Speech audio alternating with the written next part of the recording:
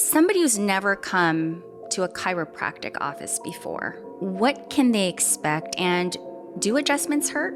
Some adjustments can feel a little uncomfortable in the sense if you're so spasmed or if you're so out of place. So for example, when a rib is out of place, it can cause the muscle to spasm around it. What you need to do is you need to calm the muscle down a little bit and then adjust. So in some cases, there's different modalities to do that. You can use heat, you can use E-stem, you can use ultrasound, you can use a laser, there's many different modalities, and tons of chiropractors use different modalities to do that, but the adjustment should not hurt. The adjustment should give you some relief, and the adjustment is safe if somebody is doing a proper exam ahead of time to make sure there's no red flags.